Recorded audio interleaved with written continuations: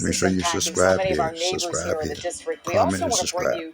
Some stories of hope and second chances. Yeah, and tonight that message comes from a DC man who spent 4 decades behind bars. As Ardelia Gonzalez reports, he's now telling his story in the hopes of inspiring the younger generation to turn their lives around.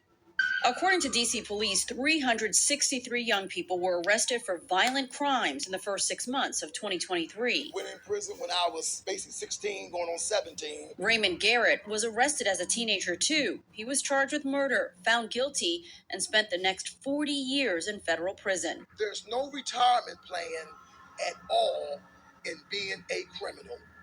The worst thing I regret is getting a record. When I came home, I was homeless. All my family died while I was incarcerated.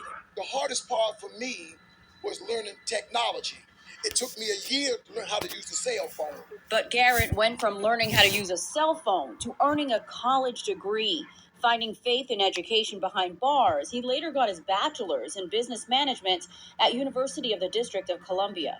A lot of people feel going back to school in your 50s, they can look at it as punishment or a reflection of choices I made in my life. I didn't look at it that way. I looked at it as either I get busy living or dying. So he worked to earn money, first selling Trump hats during the inauguration. I made over $20,000 in 6 months. I kid you not. And then I started selling bottled waters. I did everything before I found a job now where I work at Homes for Hope, which is a transitional place to help people get on their feet. Now, as Garrett sees teenagers falling into the same path that got him locked up at 16. You cannot view your life in the moment that it's going to always be like this. He offers this advice. Your character doesn't come out when things are going good on solid ground. Your character comes out when you're in quicksand. And I want every young person to know that the possibilities in your life are endless. You can accomplish anything you want.